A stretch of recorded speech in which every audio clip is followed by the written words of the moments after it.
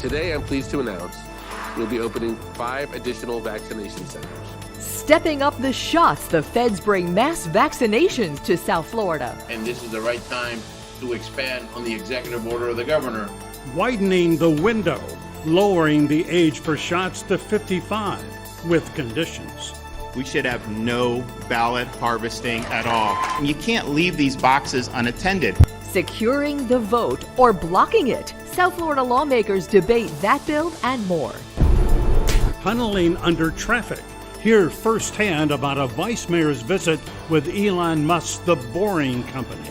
It's all live, all here this week in South Florida. Good morning. Glad you could join us. I'm Michael Putney. I'm Glenna Milberg. As vaccine supply ramps up, we begin with the man in the eye of the storm. Florida's Director of Emergency Management directs crisis response, and this state has had its share. Lately, that's about getting COVID vaccines to Florida seniors and to those who need it most. Now add to that managing response to a roster of hurricanes and storms. Jared Moskowitz has led that effort in Florida for the last 2 years. The one Democrat in a Republican administration. He has that top job picked by Ron DeSantis. And he announced this week he'll be leaving at the end of April. But a lot to do before then, so let's get into it with the director joining us live via Skype. Jared, good morning. May we call you Jared? Good morning. Of course. Call me Jared. Good morning, guys. Hey, good morning, Jared. Let's begin sort of with the trend line on the coronavirus in Florida. We are seeing over the last couple of weeks a decrease in the number of cases and a ramping up in the amount of vaccine. Hospitalizations are down. It seems that we are trending in the right direction. Would you agree? Yeah, no, look, we're definitely trending in the right direction. All the data shows good news. Obviously, 4.2 plus million people now vaccinated. Our positivity rate under 6% for the first time in a long period of time. Cases are down, hospitalizations are down. That was the whole idea of why we started with 65 and older, first state in the nation. HHS and the CDC then copied and pasted that plan to the other states. We got 4.3 million seniors. They make up 80% of our deaths here in the state of Florida. And the idea was to reduce the death rate and reduce hospitalizations. So the governor this week appeared a couple of times, almost daily, and the message that we heard this week is more of a supply coming down, and he actually went through some numbers, and then more sites opening up, and then also all the cold weather up north really hampering the distribution of it. So forecast this week for us. Give us some news here. What are we expecting in the state this week? How many people are going to be getting their vaccines? Yeah, so the Biden administration has done a fantastic job increasing both allocations, production.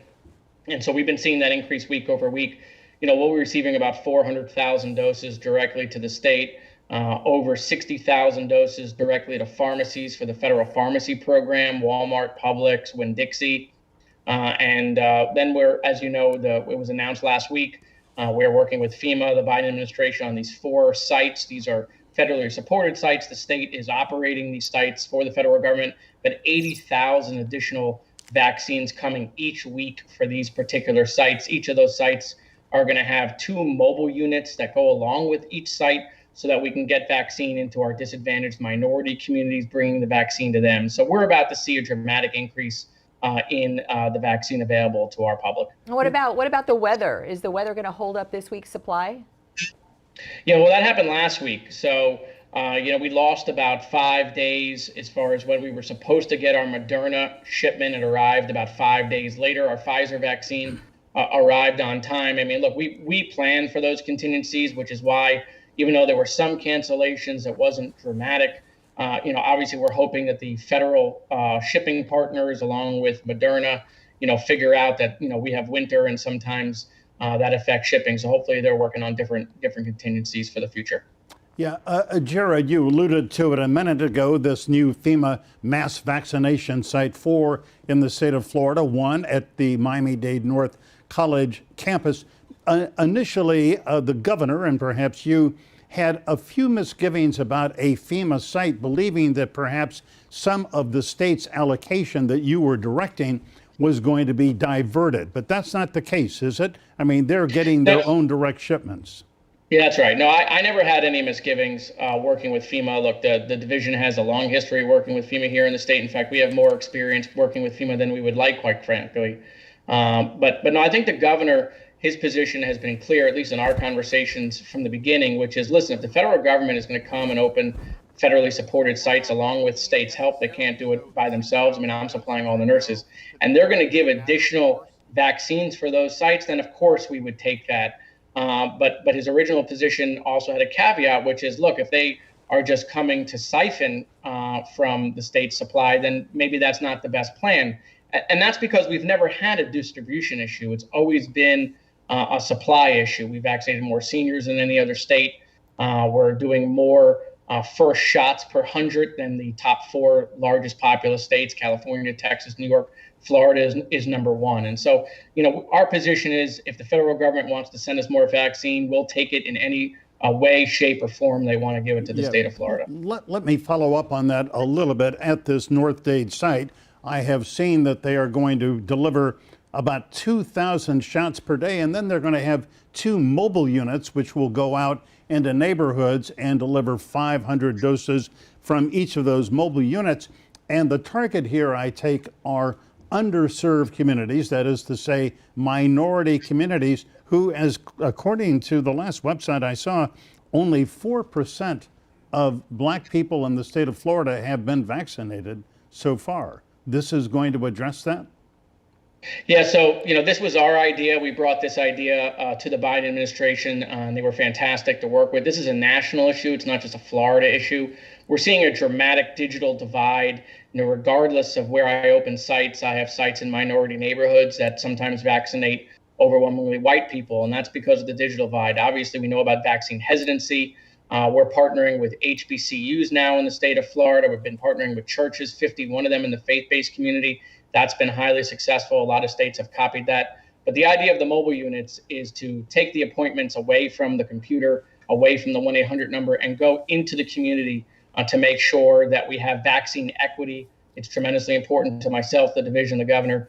Access is one thing. You can open up a site, but if it's not serving the community, then clearly that's not working. These mobile units will solve that problem. Yeah, clear up some of the rules, if you would. So we have this big patchwork of distribution sites. We have the mass sites, and we have the grocery pharmacies and Publix, and now Walmart coming online, Walgreens and CVS, and the hospitals have it. And then there's the state supply, and now we have a federal supply. So, Jared, are the rules and the protocols for those supplies and those places the same for everyone, even though the governor's emergency order still says 65 and up and hospitals and discretion? Now we have Jackson about to do 55 and up. So I think people get really confused about what's where and who's eligible, and are the rules the same? Yeah, so the rules are the same. So every single solitary place is operating under the governor's executive order, whether it's a long-term care facility, a hospital, a state site, a federal site, a county health department, any of the pharmacies. It's all the same. What Jackson Memorial is doing is what they've been allowed to do since the beginning, which is we gave hospitals the ability to do people with comorbidities. Jackson Memorial is saying we're going to start doing that. We're going to do it based on age, so 55 and older, and fitting a certain amount of comorbidity. So they are operating under the executive order, as are many other hospitals. Some in the Orlando area, I know, have been doing people with comorbidities. We got to increase access to people with comorbidities. The data is very clear on that. So I'm excited that Jackson Memorial is going to go ahead and do that. Yeah, Jared, we know that Broward Mayor Steve Geller, after seeing what was announced at Jackson, that he is saying, yeah, I want 55 and older people in Broward, and I guess there are roughly 350,000 of them, seniors 65 and older, but younger people, 55, who have comorbidities, underlying health conditions. He wants them to get shots as well. Now, does that need an exemption to the executive order? How does that work? No, so the executive order allowed all hospitals to do people with comorbidities. We did not set an age limit. We did not define comorbidities. And the reason why is we didn't think government was the right avenue. We wanted to leave that up to doctors and the health professionals. So in Broward County, you have Broward Health, you have Memorial, you have Holy Cross, all receiving vaccine from us.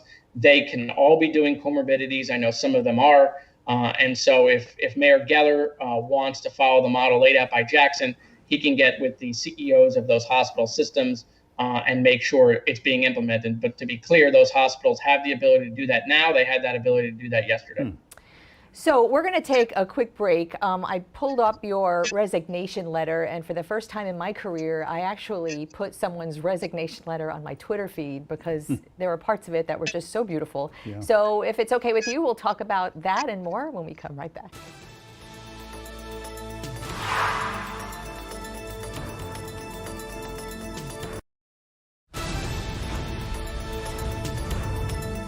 We are back with Jared Moskowitz, the director of Florida's Division of Emergency Management, outgoing, as we mentioned, in a couple of months, and the resignation letter, Jared, that you wrote this week to the governor.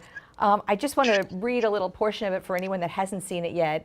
The part, my favorite part, that says, Governor, I'm tremendously grateful for the opportunity you gave a progressive elected Democrat to join your administration. If only more people could put aside policy differences for the benefit of Americans, we'll be better off as a country. I'm hopeful my 2 years can serve as an example and not an exception. In these divided times and with your unique experience these last 2 years, Jared, do you think you've moved the needle on that? Yeah, well, look, there's a lot of competing interests, obviously, wanting to divide us. There's a lot of money in division in corporate media world. And so we're swimming upstream. I mean, the idea that working together is all of a sudden this novel idea, it just goes to show how far we've come. But people are hungry for that. You know, Congress isn't working. One of the reasons why Congress isn't working is if you hate the other side, how can you work with them? Look, I think my Republican colleagues in a lot of areas are wrong. I think they're vehemently wrong, but I don't think they're bad people. I don't think they're evil. And when we demonize each other, we can't work with each other. It's why government is broken in a lot of ways. And so the public is hungry to see us work together, but the special interests and the giant 24-hour news coverage wants to divide us because there's just a lot of money in that. Yeah. Well, amen to what you just said. I hope that there are more people like you, and kudos to the governor for reaching over to the Democratic side of the aisle and picking you. Jared, let me ask you to do something a little unusual. Here for the last 11 or 12 months, you have been totally concentrated on getting vaccine to all these vulnerable seniors and frontline medical workers in Florida, people who, stand the risk of serious health injury or death. And 30,000 Floridians have died from this terrible virus. Do you have any friends who have died because of COVID-19? And what is your feeling about all these mothers, fathers, brothers, sisters, aunts, uncles who have lost loved ones and weren't there to say goodbye to them? I mean, it's devastating. I experienced what happened at Marjorie Stoneman Douglas in the city of Parkland, just 2 years prior to the pandemic hitting. I saw what it was like when all of a sudden, in a blink of an eye, kids didn't come home to their parents. I witnessed that. I then found myself, obviously, in this position for the pandemic for the very same experience in a lot of ways. Yes. People in long-term care facilities, locked away in order to protect them, many of them in their last years, many of them passing, not being able to be with family members not being able to visit them in the hospital, not being able to have proper funerals. It's tragic. And to be quite honest, I don't think we really understand the emotional, financial, mental toll that this has taken on families. And it may take years for us to unpack. And while I haven't lost anyone personally to COVID, I've had family members die from other illnesses during COVID, and we couldn't see them in the hospital. Family members couldn't visit them, couldn't have proper funerals. And so this has just been a devastating time. I've worked every day to try to get to the end of this nightmare as fast as possible. The vaccine is a bittersweet moment, but for the families that now have empty chairs and empty tables, empty rooms at their houses, there will never be any closure, and there's nothing I can do for those people. I know you said that part of the reason you're resigning is to come home and be with your family and your little ones because you don't get that time back. That's probably a continuation of what you were just talking about. What's next? What's next for you? Well, I mean, today it was soccer and basketball, which, those are the things I miss. I mean, when dropping your kids off at school becomes something you look forward to, obviously you're not spending enough time at home. And so, look, I want to spend more time with my kids. When I left, my 4-year-old was 2. I've been away for half his life. I mean, I was putting him in the car seat the other day, and he said, "Daddy, you work for the governor." And I said, "Yeah, that's right, buddy." And he said, "I don't want you to work for the governor anymore. I want you to come home." And so, I decided to listen to my 4-year-old again, just learning from what happened in Parkland. Tomorrow is just not guaranteed. I think we've learned that from the pandemic. And so, I want to get back into public service. I think it's important. I think being at the table when these important decisions are made. I have a lot of fire still left in the belly, but look, I've been working for Florida's families now for a long time. I gotta work for my family. When my kids get a little older and I don't feel like I'm missing these precious moments, I'll get back into it. Yeah, well, we're so glad that you've got those precious moments now and for the future with your family. And Jared Moskowitz, thank you so much for your excellent service as the Emergency Management Director for the last 2 years. And best of luck to you and your family. Thanks, guys. I really appreciate it. Thank you. Thanks. Great. All right, up next, state lawmakers have a lot on their plate when they meet in just a few days. The latest edition changes to the way you vote. That and more with 2 key South Florida lawmakers is next.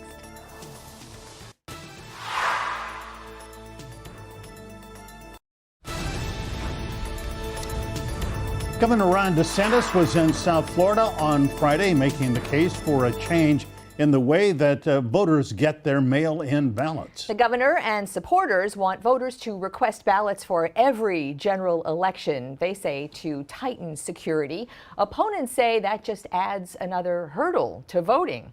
And here to talk about that and other goings-on in Tallahassee, State Representative Jeene of Dania Beach, co-Democratic leader in the State House, and Senator Manny Diaz of Hialeah, part of the Republican leadership and chair of the State Education Committee as well.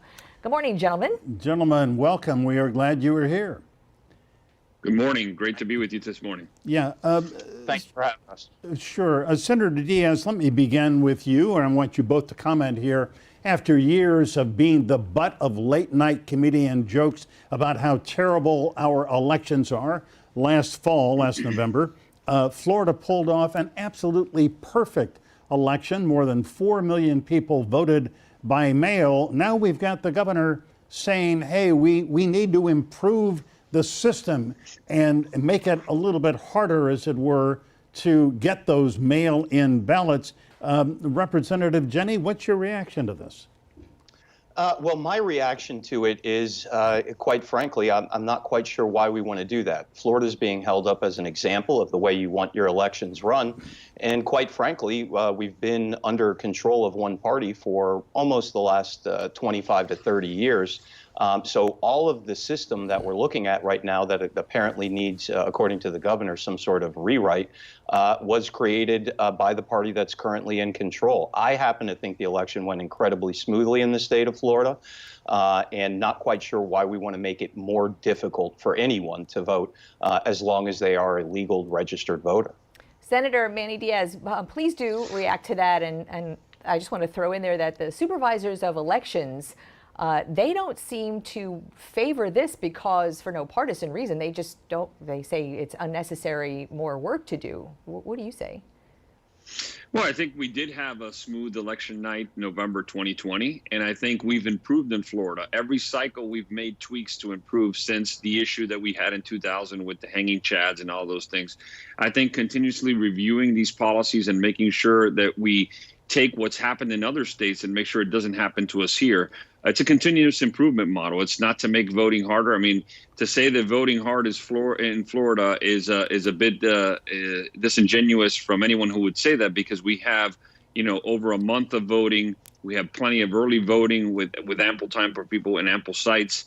And our mail-in ballot system has evolved, making sure that that's secure and that there's no fraud. I don't think there's anything wrong with that. And again, continually improving our system is the way to make sure that we continue to have these smooth election nights. Yeah, Senator Diaz, here is the argument about why it makes it harder currently. If you sign up for a mail-in ballot, you are qualified to automatically get one for 2 general election cycles.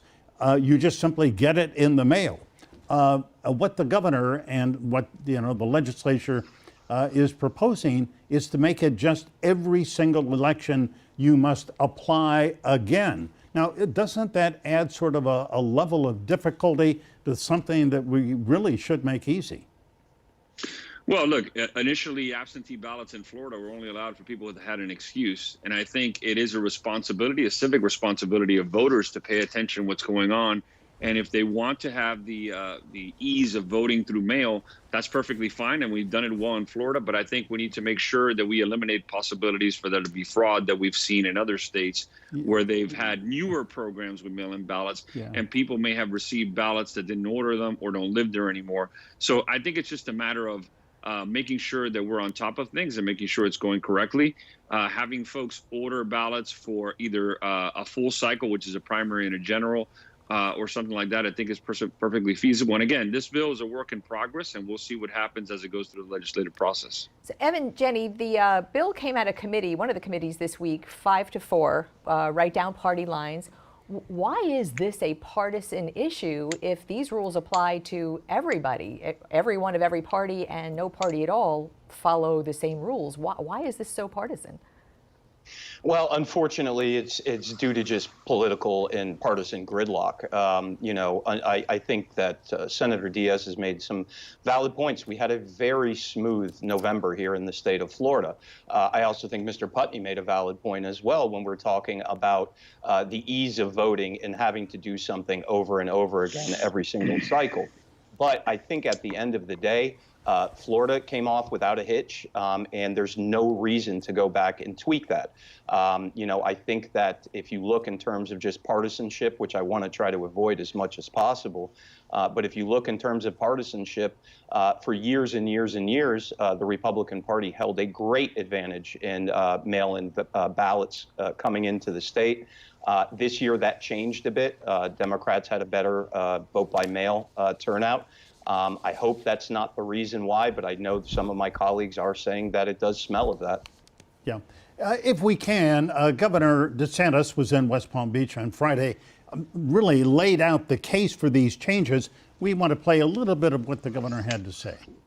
And so we don't want any ballot harvesting in the state of Florida. And we're going to make sure, again, we're not a big ballot harvesting state as it is, but any type of loopholes or any type of room where that could be abused, we want to make sure that we address it.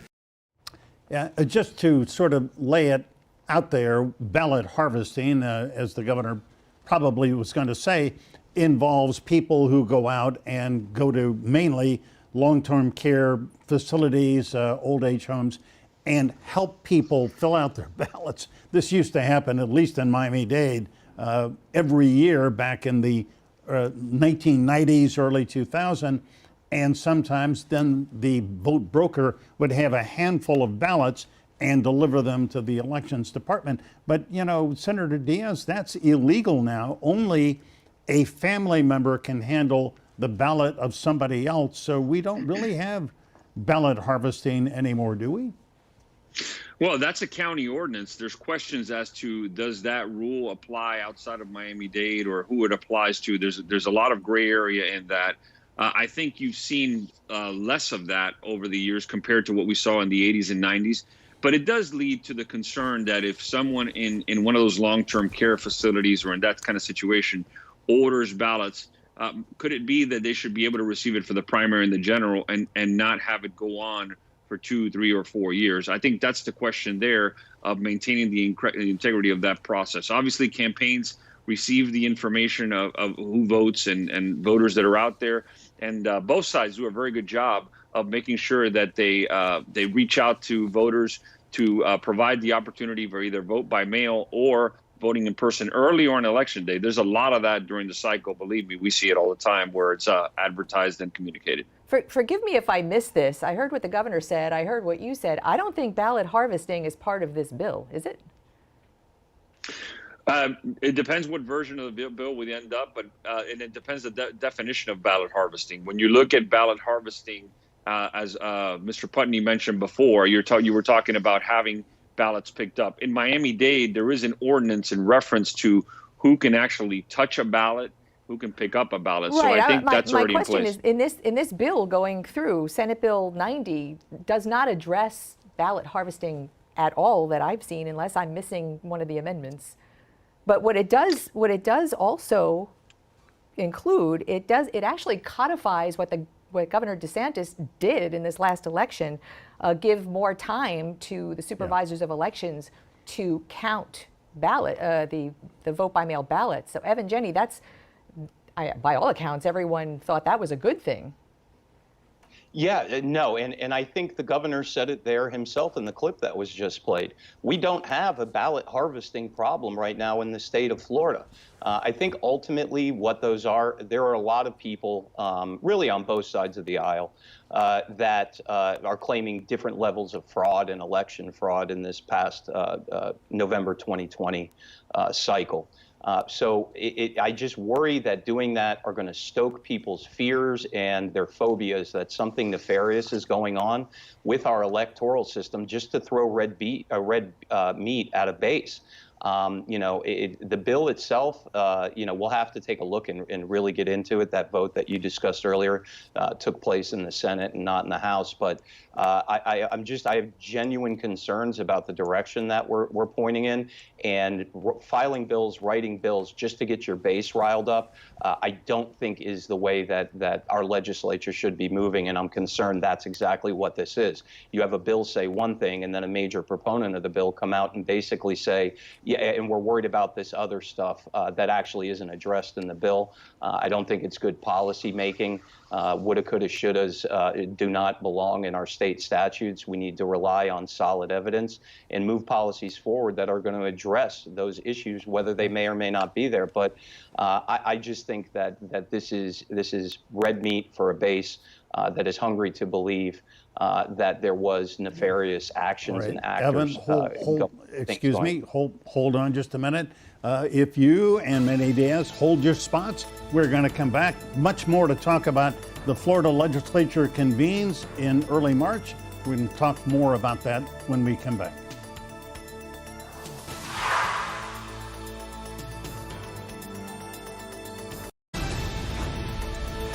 Welcome back. On this Sunday, we are talking about the upcoming session of the legislature with State Representative Evan Jeene of Dania Beach and State Senator Manny Diaz Jr. of Hialeah. And by the way, gentlemen, feel free to call me Michael. You don't have to call me Mr. Putney. We call him the senator around here. You can do that too. Yeah, I have a feeling that Evan Jeene calls me Mr. Putney because he went to high school with my daughter. But Evan, thank you very much for that deference. But not a problem, Michael. All right, thank you very much. All right, let's move on to the other, I think one of the other really big bills in this legislative session. The short-term name is the AntiMob Bill, formerly known as the Combating Violence, Disorder, and Looting and Law Enforcement Protection Act. And Senator Diaz, this ostensibly is a consequence of demonstrations that happened last summer in Miami, Fort Lauderdale, a few other places. Black Lives Matter people were in the streets. But, those were, for the most part, peaceful. We're looking at video from a night in Miami where, in fact, it was not so peaceful. What is the rationale for this bill? Why is this needed?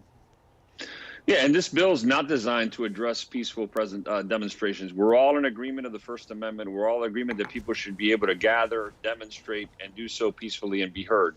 The problem is what we've seen in other parts of the country and what we saw some nights, unfortunately, here in some places in Florida, is when some elements infiltrate those demonstrations, or sometimes they do it separately after they use the demonstration as a guise to then get in and start to destroy personal property, to start to attack police officers, even first responders, or just regular citizens that are going about their daily lives. So I think there's been a lot of talk about trying to prevent demonstrations. This is not what the bill is about. And once it gets through the process, you'll see that the bill is about protecting property, life, and still preserving the First Amendment rights of those people that want to demonstrate peacefully. Oftentimes, those the peaceful demonstrators get lumped in and actually the perception gets hurt of what they're doing because of other folks that have decided to get involved in these other kind of activities, or maybe even outside groups that have come in and got in at the tail end of those demonstrations. You know, a lot of the crimes that are addressed in the bill are already on the criminal statutes. Evan, Jeene, there's a new class of crimes. Some of the penalties are toughened up. Listening to that rationale, what's wrong with cracking down on people who might use freedom of expression to do those kind of crimes? Well, first of all, I would never advocate or forgive, or, well, perhaps forgive, but I would never advocate for anyone that was intentionally at a protest to agitate it to the point of violence. That's first. But secondly, I think there are a couple key points that were just made. As we heard, we really didn't have the level of violence and looting and mobbing and everything else that we saw in different areas of the country. We are state legislators. We are making laws for and based on Floridians. The refrain that I've heard time and time again is that this bill was based on things that never happened in the state of Florida whatsoever. They are addressing concerns from places on the west coast of the United States, not the west coast of Florida. So I think it has a very chilling effect on a very specific minority community, and that chilling effect has made people feel, and members of the of religious institutions all the way down to labor activists have expressed real grave concerns about the chilling effect this is going to have on people wanting to protest. There are laws on the books for anything that you can point to that happened in the state of Florida this summer. If a police officer was assaulted, that person needs to go to and be prosecuted to the fullest extent of the law. If someone is vandalizing and throwing trash cans through large glass plate windows, that person needs to be arrested as well for destruction of personal property. We have laws on the books for all of this, but again, I think it goes back to a partisan thing where we're trying to get one particular portion of the populace worked up and in favor of something that we really don't need. Senator Diaz, before we let you go, you chair the Education Committee. There are bills, one of your bills, as a matter of fact, sort of takes the voucher programs right now, makes it a little easier for parents to get through them. There is expansion of school choice as one of those perennial debates in the legislature for those pro and con. But now in this time of COVID, public schools, when possibly thousands of students are not going back to public schools because of COVID-related issues, and that will most certainly mean that they will not be eligible for millions of dollars in state funding. Talk a little bit about what you foresee coming down the pike as far as public schools and Florida's push to expand the voucher and school choice programs. Well, Glenn, I'm actually, I had chaired the Senate Education Committee. I currently chair the Senate Health Committee, but I'm still involved in education as the vice chair of Education Appropriations. And I think number one issue is across the state, we're looking to figure out, not only for financial reasons, but where these students have gone. Have they gone to private school? Have they gone to homeschool? Why haven't those changes been registered in the regular withdrawal process? And I think obviously this is a big product of COVID. Have they left the state, left the county?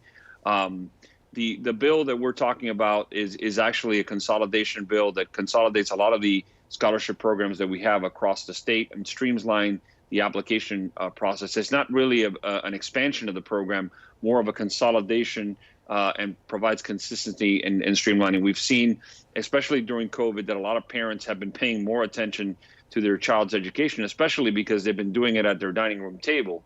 And a lot of parents have expressed an interest in being able to get involved in their child's education. And this bill allows for more parent involvement and steering of some of those services. But again, I think that the number one issue that we need to deal with is across the state, school districts have been held harmless throughout this period based on their projected enrollment. In other words, what were the students that were supposed to arrive in the fall at the school and get funded? A lot of those didn't, and schools were held harmless. But going into next year, the concern is in the fall. What happens if these students don't start showing up at these school districts or at these schools? And what happens with the the funding that doesn't come with them, and how does that impact the number of teachers we have in the school, employees, et cetera? Yeah. Right. Yeah, we're talking about a decision, a moment worth hundreds of millions of dollars. It is big. Representative Evan Jeene, great to have you on the show. Good to see you. Thanks very much. Thanks. Senator Manny Diaz Jr., thank you as always. We appreciate it. Appreciate you both. Thank you. Have a good weekend, guys. And you as well. All right, coming up, what happens in Vegas isn't this time going to stay in Vegas when it comes to tunnels. The lowdown on the Elon Musk tunnel tour, and can it work in South Florida? Stay tuned.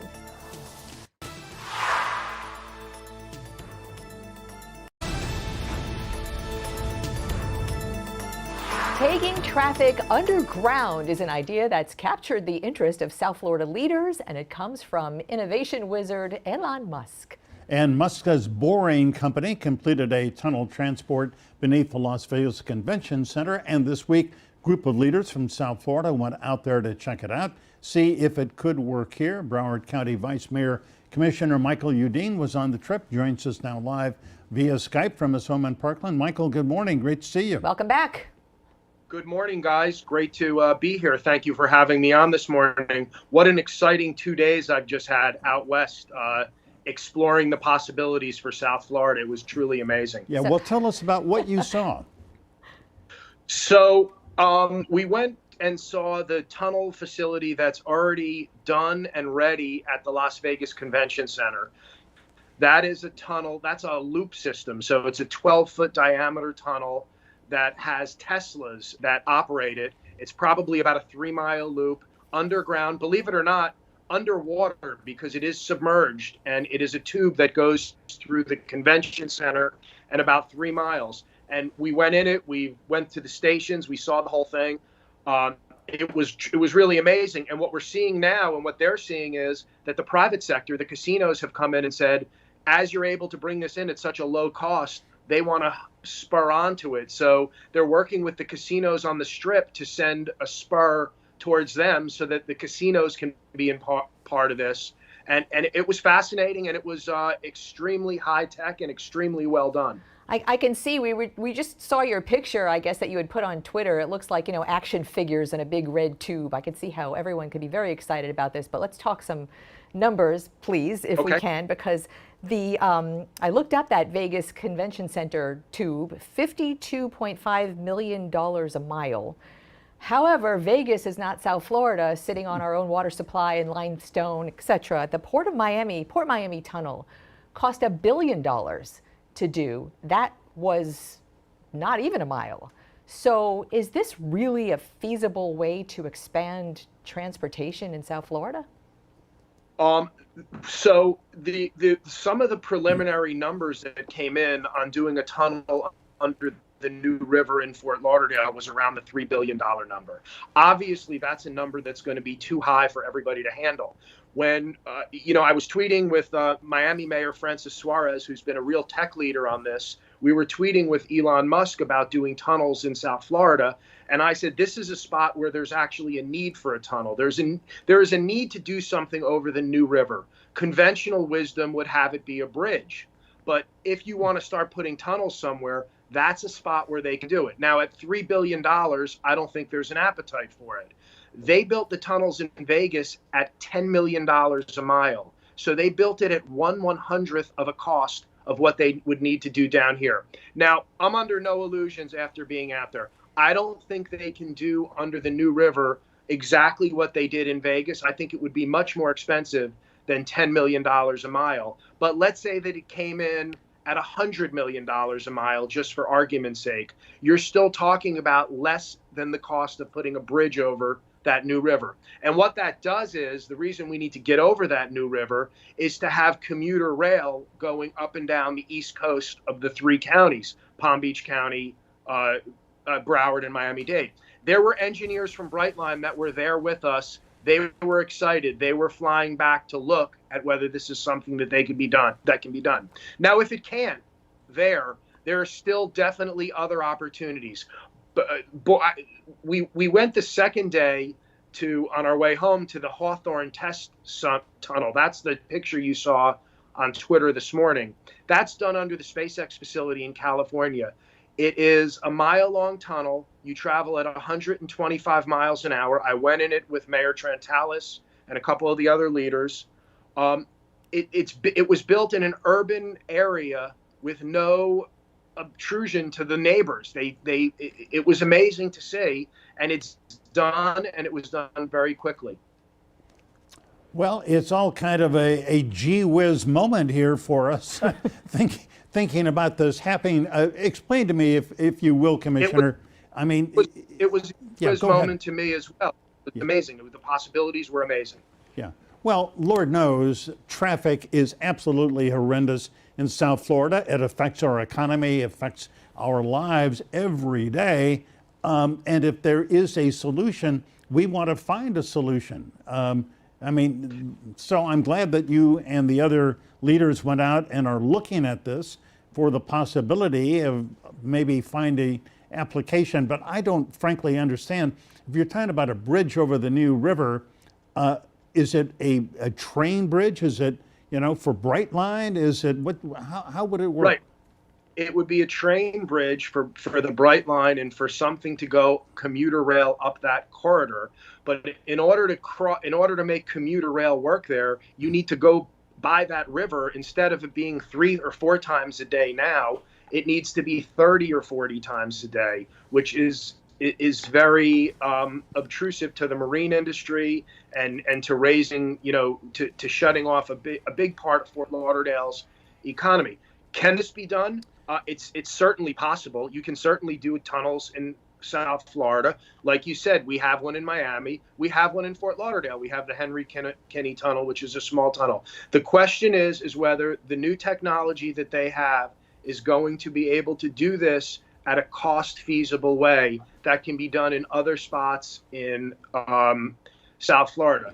The city manager of Fort Lauderdale was there. I can tell you there was extreme excitement in his eyes. He was coming home to talk to his public works people to see where this could be put in application, because you could have a 2-mile people mover type loop that can fit into a lot of places at not such a high cost. And what's going on now in South Florida is we're starting to become another tech hub. We have companies that want to be here.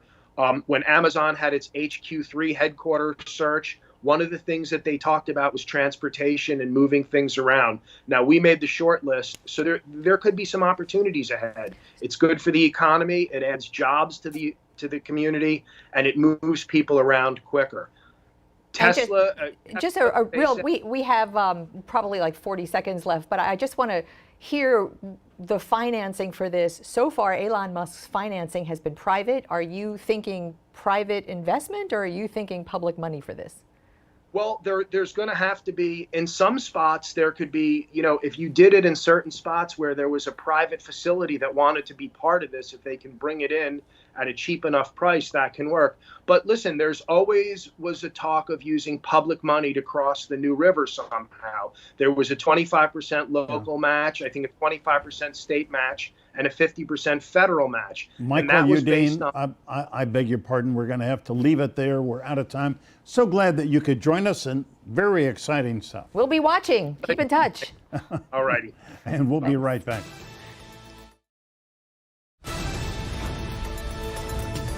We thank you for spending your hour here with us today. Remember, we are online 24/7 right there at local10.com. And remember, as always, stay informed, get involved. Have a great Sunday.